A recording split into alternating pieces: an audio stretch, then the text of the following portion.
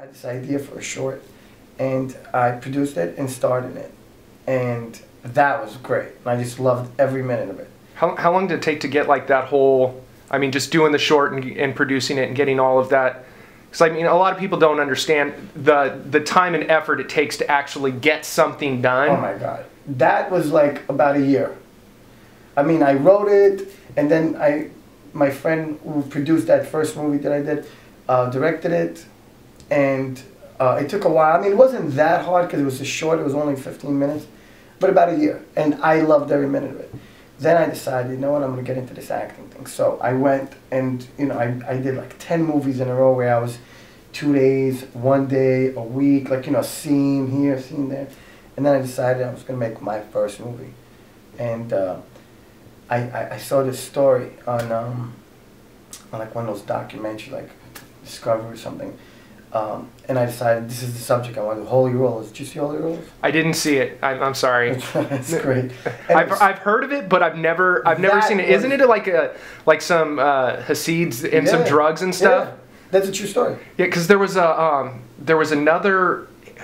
It was a terrible movie, but I talked to this director who wrote and directed. It was called Romeo and Juliet in Yiddish, and the thing that was intriguing about it was that she like basically went into the Hasidic community, got all Hasidic actors. Well, they weren't actors, but that's who she put in the thing, and she was talking about that, and I believe she referenced Holy Rollers as because there wasn't a lot of focus on the Hasidic community, and one of the parts that was in the movie was how they were always running little scams and stuff.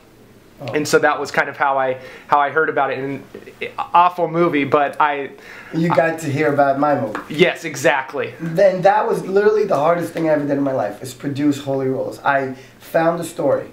I bought the rights to the story called Holy Rollers in the New York Times. I hired a director. I hired a writer. I raised the money. I casted it. I starred in it. I did all this stuff. It took 4.5 years. And then it got it to Sundance. Then we sold it, and then it got distribution. It was in the theaters. It was the most satisfying thing I've ever done in my life. But it was the hardest thing I've ever done in my life. And then, you know, so once, you know, because it's funny because people see me in a different light when I was in the nightlife business, and then all of a sudden people are like, dude, I just watched this movie, and wow, because I didn't tell anybody. I was like, I kept it very low key. During the day, that's what I did. I worked on making the movie and blah, blah. And now I love it. I mean, and then I did Iceman, and how was that? I mean, working with Michael Shannon. Oh my God. Were you at all intimidated or anything? I mean, you got some heavy hitters in there, and for not having a lot of acting experience, it's not like you're going with a bunch of up-and-comers. Yeah. You're hitting some... Well, here's the thing. I was not that nervous just because I believed that if I, you know, really concentrate and put in the work and build a character, I'm going to be fine. But everyone was like, you know, Michael Chan is one of the greatest actors in the world. You know, he's like, so then I started getting nervous. And I ran into Chris Evans at a party. And he's like, dude, when are you shooting? And I was like, I leave in a couple of days. He's like, I'm leaving in 2 weeks. He's like, let me give you some advice. Mike is so brilliant. What you should do is just listen to him. Just listen to what he says and react. I kind of thought about it, and I was like, wow, okay. That's what I did. And working with him was literally the greatest experience ever because he's so good and he gives you so much with everything that he does. And he changes things up, and you know, he does scenes differently all the time, so it just gives you the freedom to try new things. And he was great. I mean, it was the best experience I've had since I started acting. So since then, what have you been up to? I did a really, really small role in The Wolf of Wall Street.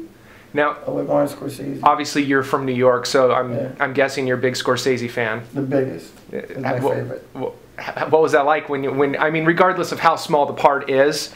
Well, I did 3 days, you know, on the movie.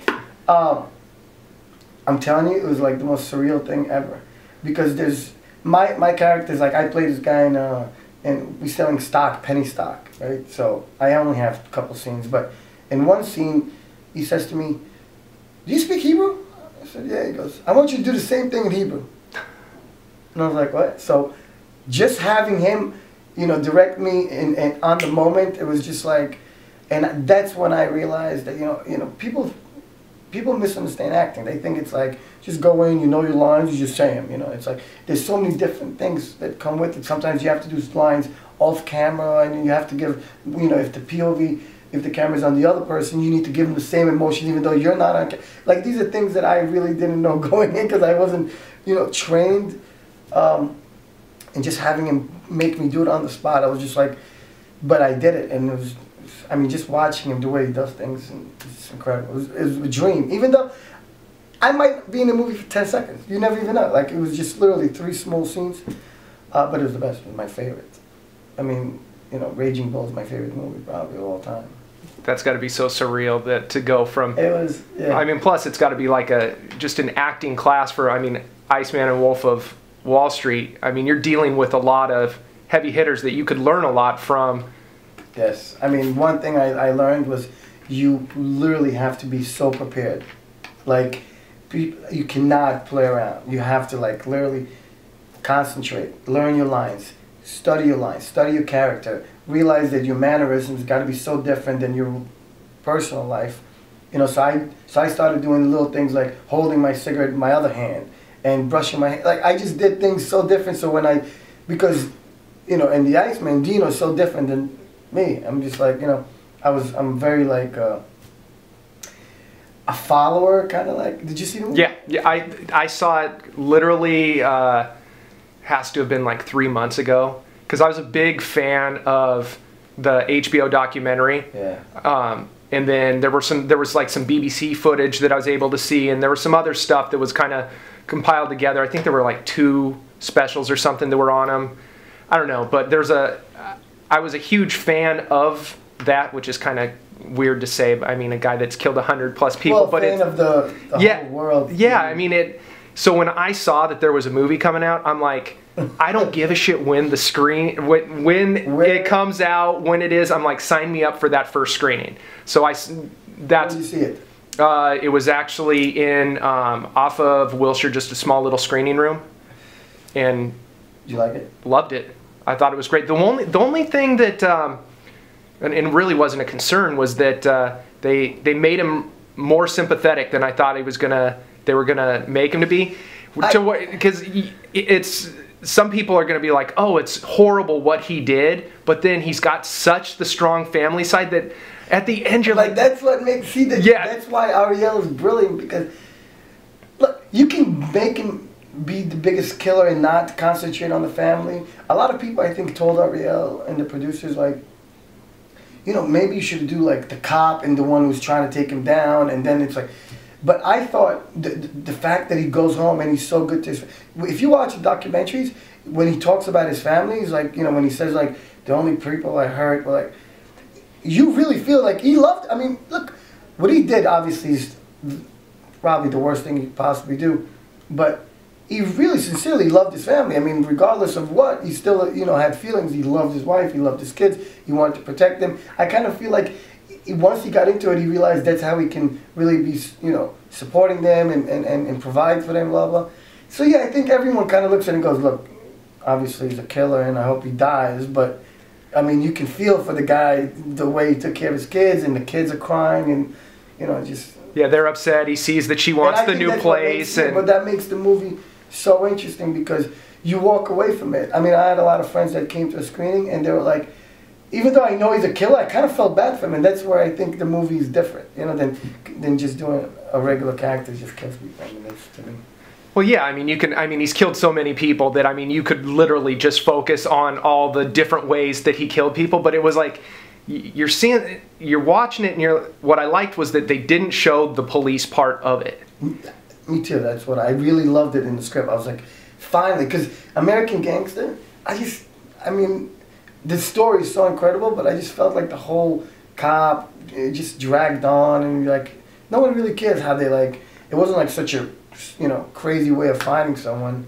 Yeah, plus, I mean, he went, what, 20 years without, nothing. With nothing. I mean, it's gonna, from a procedural aspect for you know, for the police, it probably wouldn't be overly exciting, but I liked when all of a sudden it's just, you know, they're leaving in the car and all the police roll up and you're just like, oh shit, now it's going down.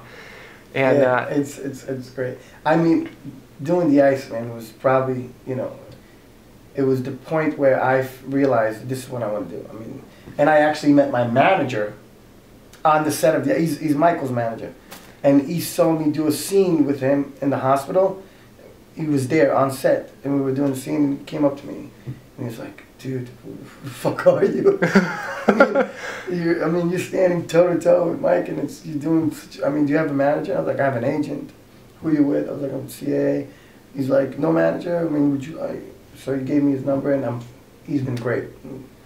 So a lot of exciting things happened from that. That's awesome. Yeah. So what's your next project right now? I'm about to shoot July 8th. I'm producing and starring in a new movie called The Life. And it's basically loosely based on what my experiences in nightlife was. And just like